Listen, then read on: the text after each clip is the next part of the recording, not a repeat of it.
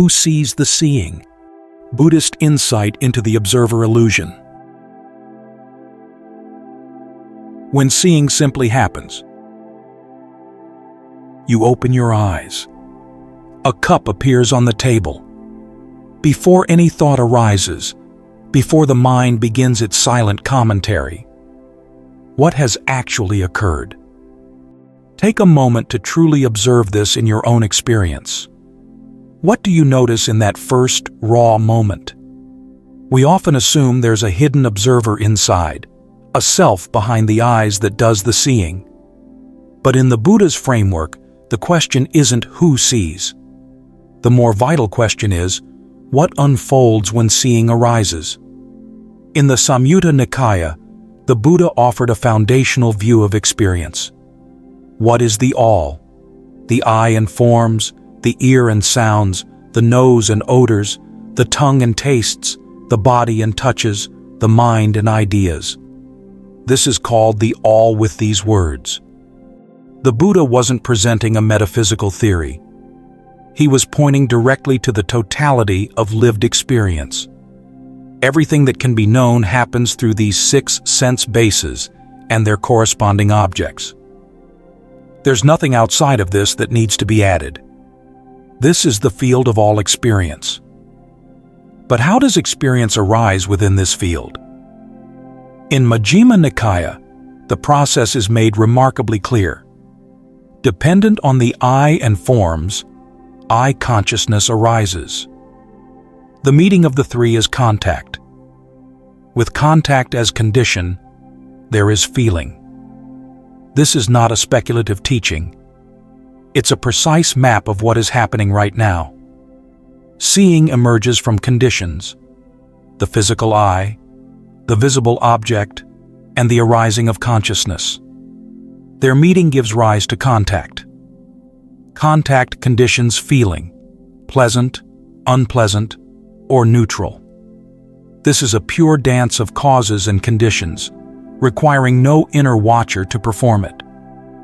To the wandering ascetic Bahiya, who asked urgently for a path to liberation, the Buddha gave a simple but profound instruction. In the seen, there is only the seen. In the heard, only the heard. In the sensed, only the sensed. In the cognized, only the cognized. When, for you, Bahiya, there will be only the seen in the seen, then, Bahiya, there is no you in connection with that. This is not a theory about truth, it's a training in perception.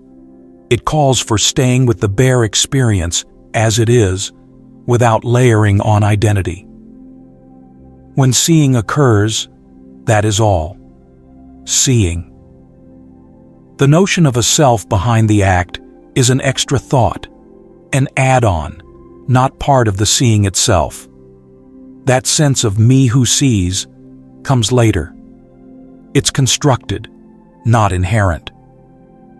Interestingly, this profound insight isn't exclusive to Buddhism. Modern neuroscience, though speaking in a different language, arrives at a parallel understanding.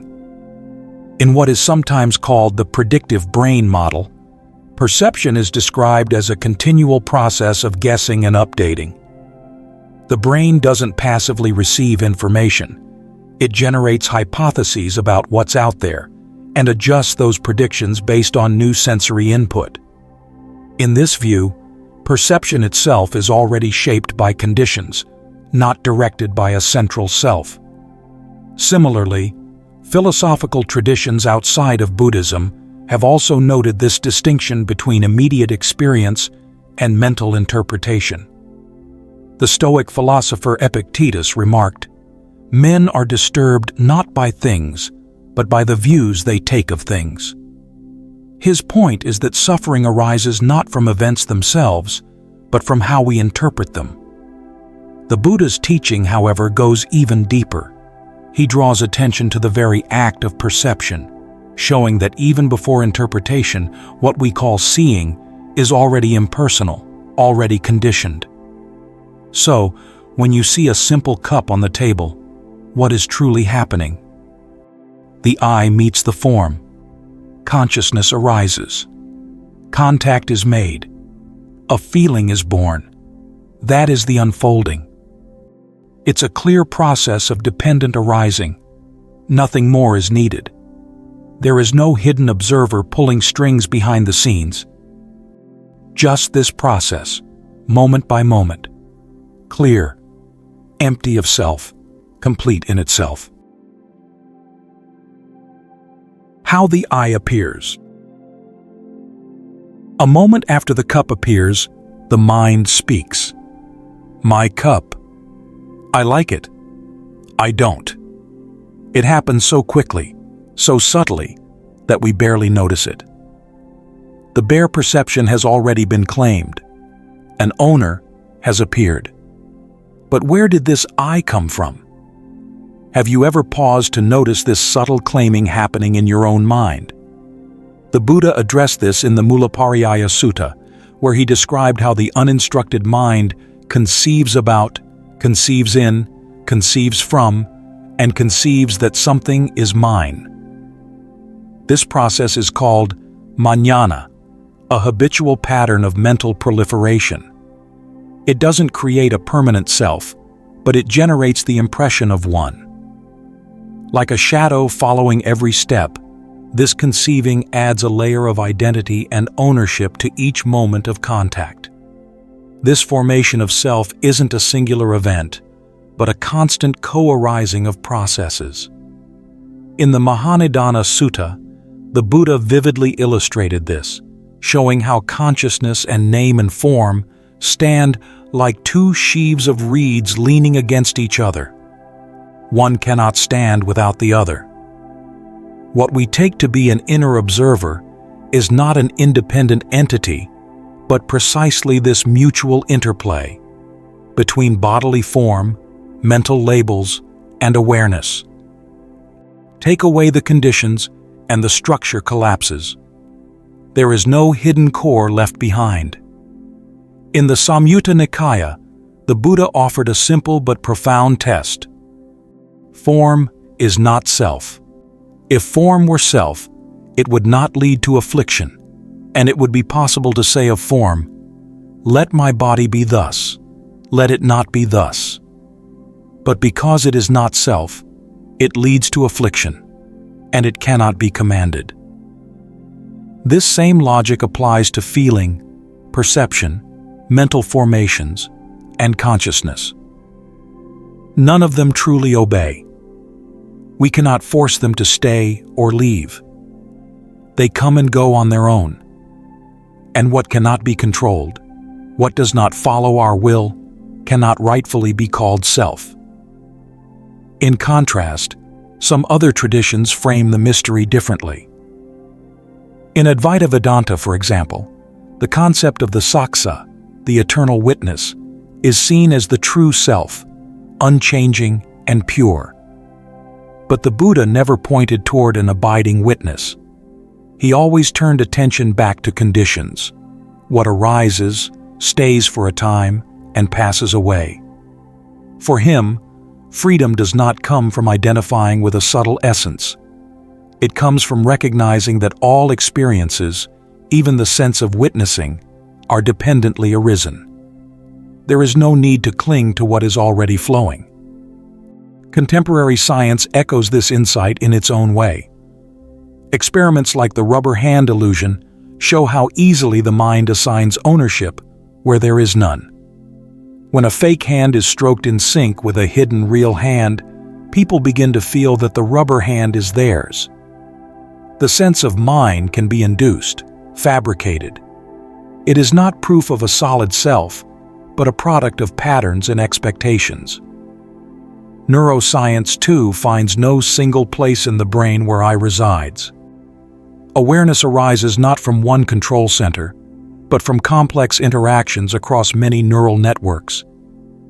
It is distributed, dynamic, and condition-dependent. This view supports the Buddha's ancient insight. The sense of self is not a fixed essence, but an emergent process, impermanent, conditioned, and empty of ownership. So when you catch the mind saying, "My cup," or "I see," pause for a moment. Notice what has quietly occurred. A center has formed, not because it was truly there, but because the mind named it into being. This is not evidence of an inner self. It is the familiar habit of mañana, repeating itself again and again, building an I where none needs to be. The two extremes and the runaway story. The first moment of seeing is simple. A form appears. Light touches the eye. But almost immediately, the mind gets to work. From a single impression, it begins to build. I like this. I don't like that. This is mine. That belongs to them. And before we realize it, a world has been constructed, with I at the center of it all. Can you recall a recent moment where a simple observation quickly spun into a complex story in your mind? In Samyutta Nikaya, the Buddha spoke to the monk Kakanagata about how most of us view reality. This world, Kakana, for the most part depends upon a duality, upon the notion of existence and the notion of non-existence. But one who sees the arising of the world as it really is does not hold the view of non-existence. One who sees the cessation of the world as it really is does not hold the view of existence. This teaching points to the two extremes, eternalism and nihilism. The mind tends to grasp at one or the other, either believing things exist permanently and independently, or that nothing truly exists at all. Both positions are forms of clinging, which in turn give rise to a defender, an observer, someone who takes a side for their fabricated I. The Buddha instead pointed toward paticca samuppada, dependent arising. In this view, things don't exist independently, nor do they vanish into nothing. They arise based on conditions, and they pass away the same way. No fixed self is needed to explain this unfolding. In Madhupindika Sutta, the Buddha mapped out the next steps in this chain. From contact comes feeling. From feeling comes perception. From perception, thoughts arise. And from thoughts, papanka begins, mental proliferation. The mind starts to multiply its stories. Me versus you, good versus bad, mine versus not mine. Imagine seeing a social media post. Instead of just information appeared, your mind might immediately spin it into, this is good, bad. This person is right/wrong. How does this affect me? From one neutral moment of contact, an entire conflict is born. The tragedy is not in the contact itself, but in what the mind does with it. This insight finds echoes in other traditions. In chapter 48 of the Tao Te Ching, Lao Tzu observed, "In the pursuit of the way, every day something is dropped. Less and less is done, until non-doing is achieved." Though his words differ, the direction is similar. Freedom is not found in adding more ideas, but in letting go. In both paths, wisdom lies in subtraction, not in elaborating our thoughts, but in releasing them. However, the Buddha's teaching offers a uniquely sharp clarity. He shows not only that the stories are extra, but that the very observer we believe in, that solid I, is itself part of the story. The sense of a self is not something discovered in the first moment of seeing. It is something built afterward, constructed from views, feelings, comparisons, and narratives. The more the mind proliferates, the more solid the observer feels. But when the story's quiet, the observer fades with them. So the challenge is not in the senses themselves, not in sight, sound, or contact. The challenge lies in the runaway mind, in the way it spins what is simple into something personal, in the way it turns passing events into permanent identity. And yet, once seen clearly, even this habit can be understood, and what is understood can begin to loosen its grip. When observation stands alone, sometimes the inner voice quiets. The usual stream of thoughts, naming, judging, grasping, fades into the background. What remains is something simpler, a clear, steady presence. Just seeing, just hearing, without the burden of commentary. Have you ever experienced such a moment, perhaps while deeply absorbed in nature or music?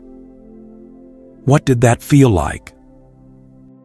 The Buddha described this capacity of the mind in Anguttara Nikaya. This mind, monks, is luminous. It is defiled by visiting defilements. This luminous mind is not a soul, not a hidden essence.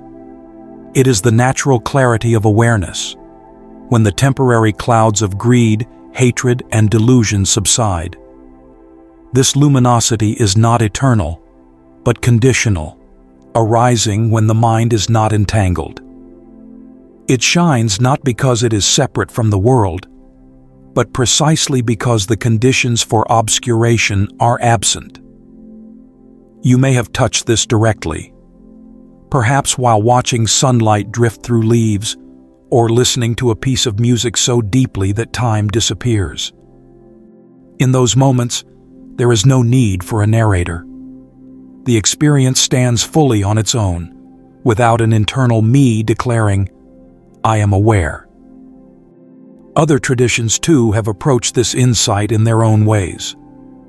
The philosopher Jiddu Krishnamurti once observed, "When the mind realizes the observer is the observed, there is observation without division." His words point toward a dissolution of the usual split between subject and object. Similarly, in Western phenomenology, Edmund Husserl spoke of returning to the things themselves, a direct engagement with experience before the mind overlays its concepts. Though their languages differ, both point to a shared truth. Awareness does not require a watcher standing apart. It only needs presence. In simple terms, when attention meets sight or sound without the usual commentary, there is just that, pure contact. The sense of an internal me watching from behind simply doesn't appear. It's not needed. It never was. That sense of ownership, so familiar, is only a habit. When this habit falls quiet, the world opens in a new way. Why does this matter? Because when the gap between self and experience softens, so does the root of suffering. Craving and aversion lose their footing. Decisions become less reactive. Words grow gentler. Actions carry less harm. When we no longer stand apart from what is, we are no longer struggling against it. Awareness itself is enough. Living wisely without a fixed observer. Even after seeing that the observer is not a hidden self, daily life continues. We still answer to our names, care for our families, complete our work, make decisions. The Buddha never denied these practical dimensions of living, but he did show how to engage with them without being trapped by the illusion of a fixed inner controller. How do we navigate our everyday lives, our responsibilities, when we start to question the very self that seems to be doing it all? In the Milinda Panha, the nun Vajira replied to Mara with a powerful image. Just as when, with an assemblage of parts, the word chariot is used, so, when the aggregates are present, the conventional term being is used. Later, Nagasena offered the same teaching to King Milinda. What we conventionally call a person is like a chariot, a convenient label for parts working together, not an enduring essence.